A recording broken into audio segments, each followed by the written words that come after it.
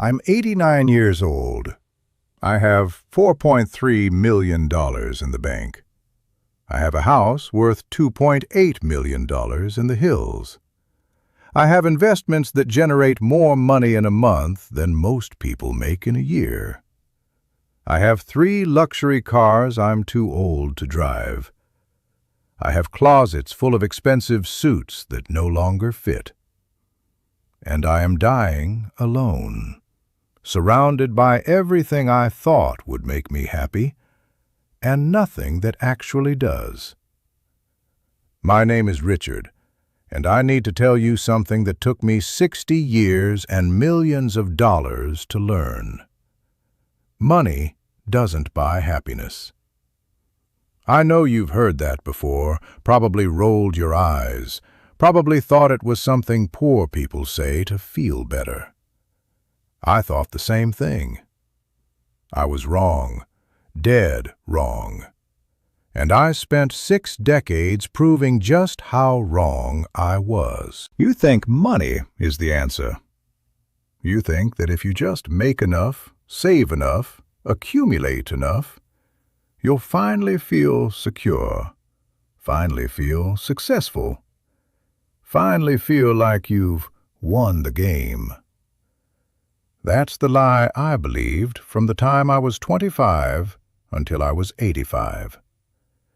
That's the lie that cost me everything that actually mattered while I was busy chasing everything that doesn't. Let me tell you how this started. I grew up poor.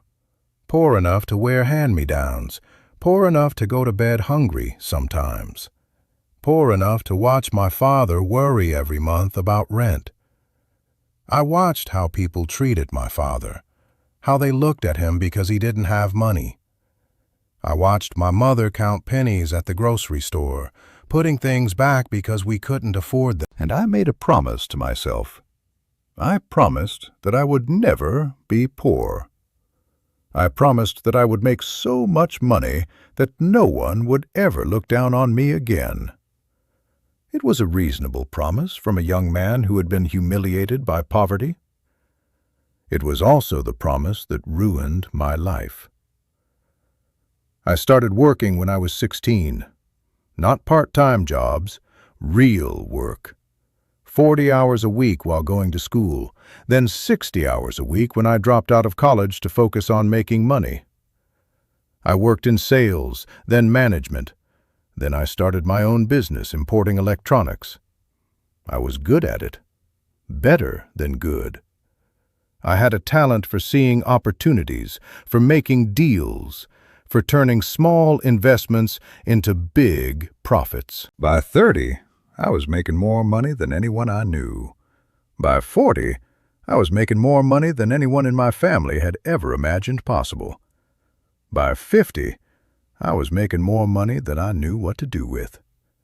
And I kept making more, not because I needed it, not because I had any idea what to do with it, but because making money was the only thing I knew how to do. It was the only thing that made me feel valuable, successful, worthy of respect. The first hard truth I want you to understand: money is a tool, not a goal. When you make money your goal, you become a slave to the tool. When you make accumulating wealth your definition of success, you guarantee that you will never feel successful, no matter how much you accumulate. There is no amount of money that is enough, when enough is not defined by need, but by fear. I got married when I was 32. Susan was beautiful, kind, patient. She loved me when I had nothing, supported my ambition when I was building my business, celebrated my successes when they started coming. She wanted a family, wanted children, wanted a husband who came home for dinner and remembered anniversaries, and took vacations without checking his phone every 5 minutes. But I was building an empire. I was creating wealth. I was proving to the world that Richard the poor kid had become Richard the success story. I worked 70-hour weeks, traveled constantly, brought work home every night and every weekend. Susan would ask me to come to bed, and I would say, "Just 5 more minutes, honey. I'm working on something big." Those 5 minutes turned into hours. Those hours turned into years. Those years turned into a lifetime of putting business before marriage, deals before dinner, profit before presents. We had 2 children, Jennifer in 1985, Michael in 1987. I missed Jennifer's birth because I was closing a deal in Chicago. I missed Michael's first steps because I was in a board meeting. I missed first words, first days of school, birthday parties, Christmas mornings. Not all of them, but enough of them that my children grew up with a father who was always somewhere else, always thinking about something else, always prioritizing something else. The second hard truth: your children don't need your money. They need your time. They don't need expensive toys. They need present parents. They don't need college funds as much as they need bedtime stories, coaching their Little League games, helping with homework, being there when they're scared or sad or excited about something that happened at school. I gave my children everything except the one thing they actually wanted: me. By the time I was 55, I was worth more than $10 million. I had made it. I had won. I had proven to everyone who had ever doubted me that poor little Richard could become rich, big Richard. And I felt empty. Not sometimes empty, not occasionally empty, constantly empty. I would sit in my corner office looking at my bank statements and feel nothing. No satisfaction, no joy, no sense of accomplishment. Just the gnawing awareness that despite having everything I had ever wanted, I had nothing I actually needed. Susan asked for a divorce when I was 58. She said she had been married to a ghost for 26 years, that she was tired of competing with my business for my attention. I tried to argue. I pointed to the house, the cars, the vacations I had paid for. I reminded her of the financial security I had provided, and she looked at me with such sadness and said, "Richard, I never wanted a lifestyle. I wanted a life with you. But you chose money over me, over us, over everything that could have made you truly happy." She was right. I had chosen money over everything, and money had chosen to leave me with nothing. The third hard truth: you cannot buy love, respect, or happiness.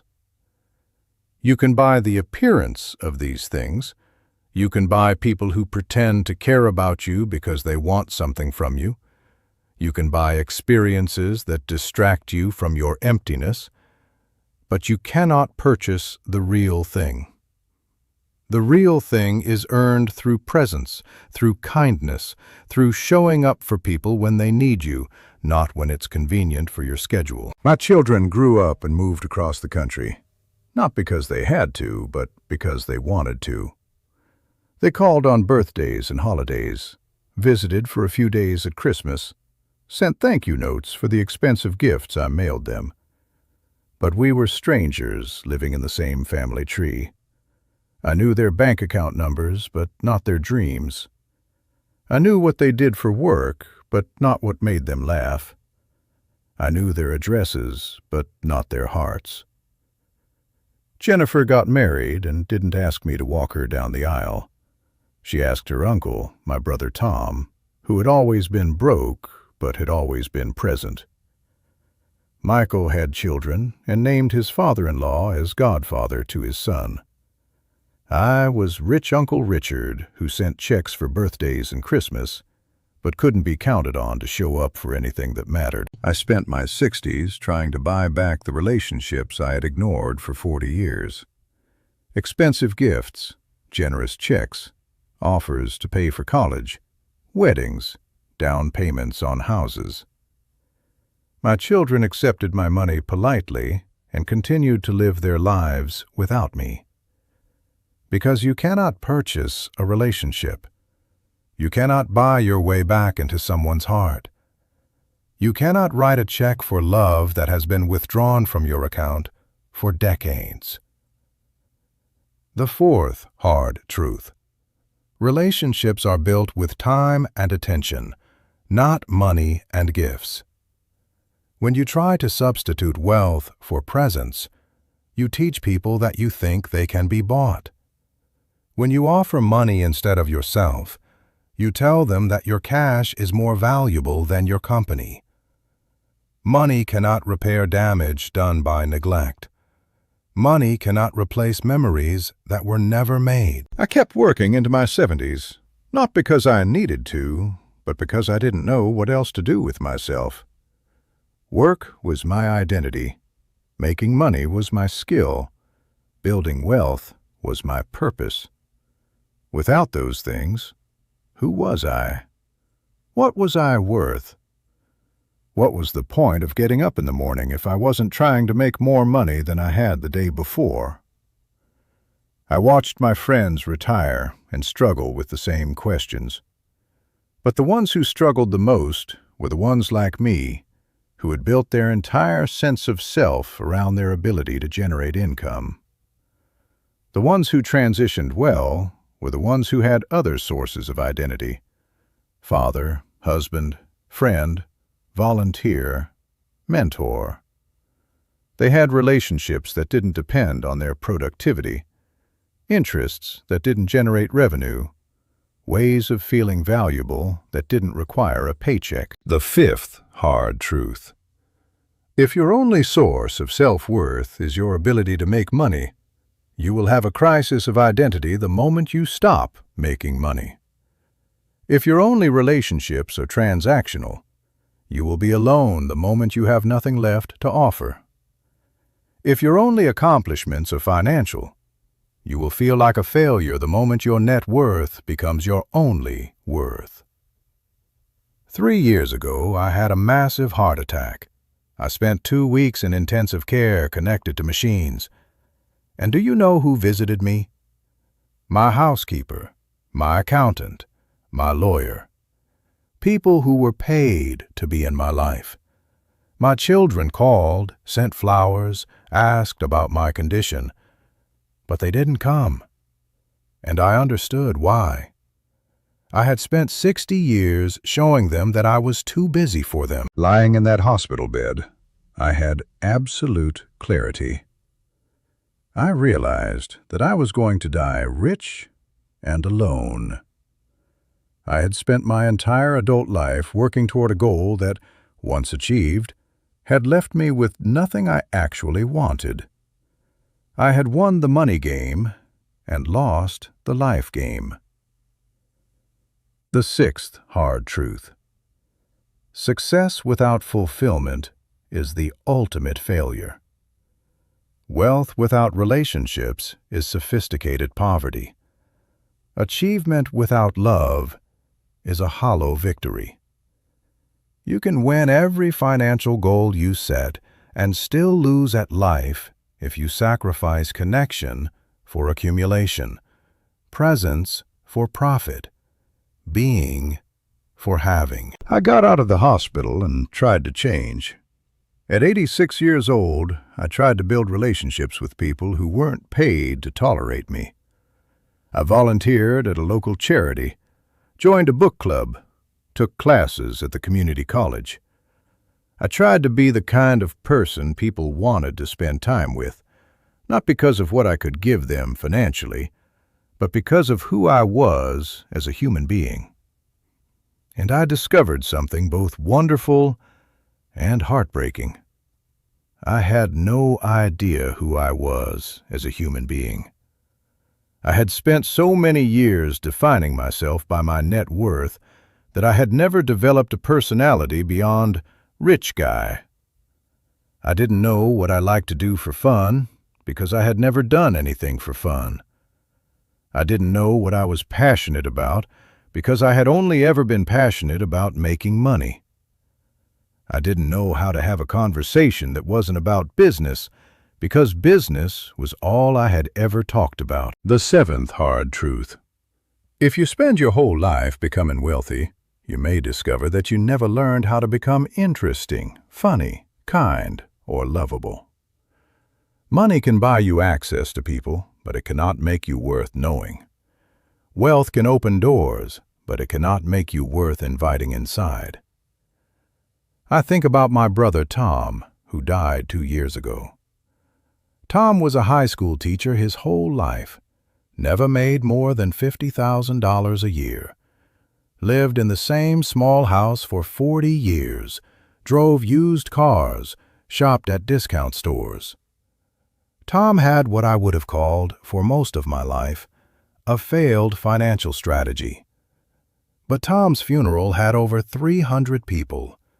Students he had taught, colleagues he had mentored, neighbors he had helped, friends he had made through 40 years of showing up for people. The pastor talked about Tom's legacy, not the money he had saved or the things he had accumulated, but the lives he had touched, the young people he had inspired, the difference he had made in his community.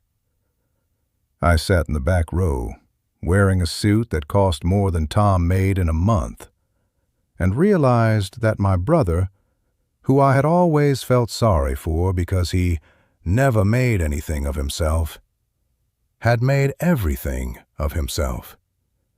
He had made himself into someone worth mourning, someone worth celebrating, someone worth remembering. The eighth hard truth. Your legacy is not what you accumulate. Your legacy is what you contribute. It's not what you build for yourself, but what you build for others. It's not how much money you leave behind, but how much love you put into the world while you were here. I'm dying now. Not today, not tomorrow, but soon. The doctors say I have maybe 6 months, maybe a year if I'm lucky. And I'm spending my final months trying to give away money that I spent 60 years accumulating.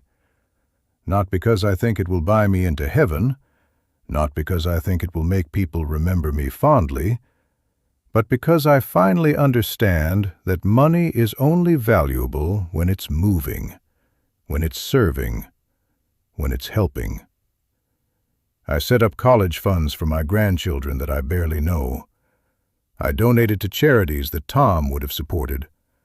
I'm paying for scholarships at the high school where he taught.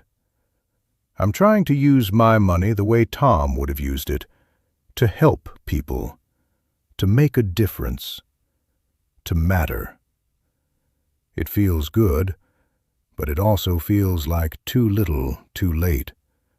Like trying to fill a swimming pool with a teaspoon. My children come to visit now, but not because they want to spend time with me.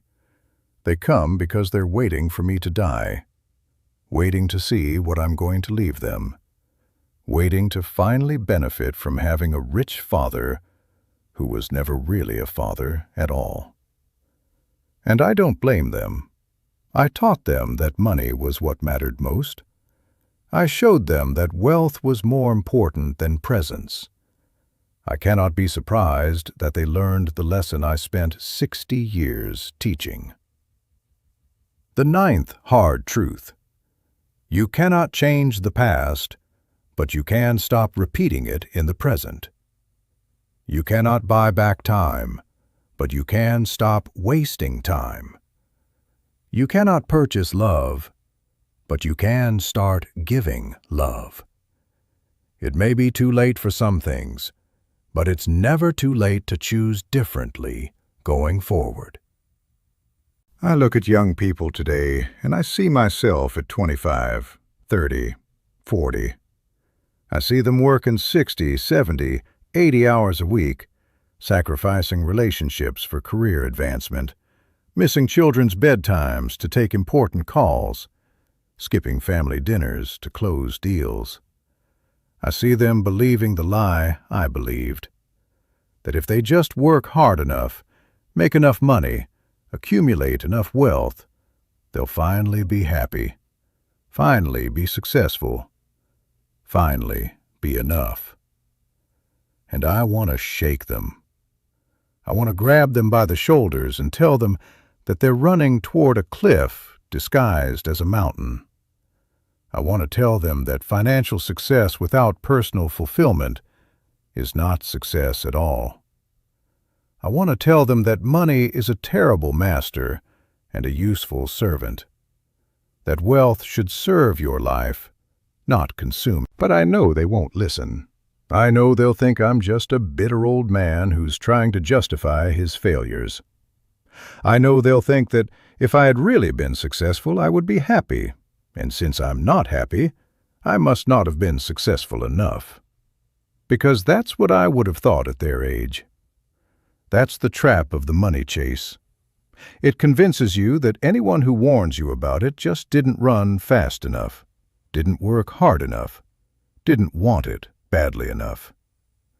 The final hard truth: no amount of money will ever be enough if enough is not defined by gratitude, but by fear, not by sufficiency, but by comparison, not by contentment, but by compulsion.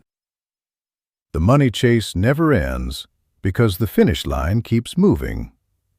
There is always someone richer, always another level to reach, always more to be accumulated. You can spend your entire life chasing enough and never catch it. I'm 89 years old. I have more money than I can spend in whatever time I have left. I have financial security that most people can only dream of. I have achieved every monetary goal I ever set for myself, and I would trade every dollar, every investment, every asset for one more day with Susan when she still loved me, for one more bedtime story with my children when they still thought I was their hero, for one more conversation with Tom when he was still alive to remind me what actually matters. Don't make my mistake. Don't spend your life chasing money at the expense of meaning. Don't work so hard to afford a lifestyle that you forget to live a life. Don't measure your worth by your net worth. Make money, save money, be financially responsible, but don't make money your master. Don't let accumulation become your addiction. Don't sacrifice your presence for presence, your relationships for returns, your life for a living. I'm going to die rich. Rich in dollars, poor in everything else. Don't die like me. Live like Tom. Work to live. Don't live to work. Use money as a tool to build the life you want, not as the definition of the life you think you should want. The money will never love you back, but people will. Choose people. Choose presence. Choose purpose. Choose everything I didn't choose. Choose life over lifestyle. I'm tired now. Tired of counting money that never made me happy. Tired of being rich in everything that doesn't matter and poor in everything that does. Don't be me. Be better than me. Be richer than me in all the ways that actually count.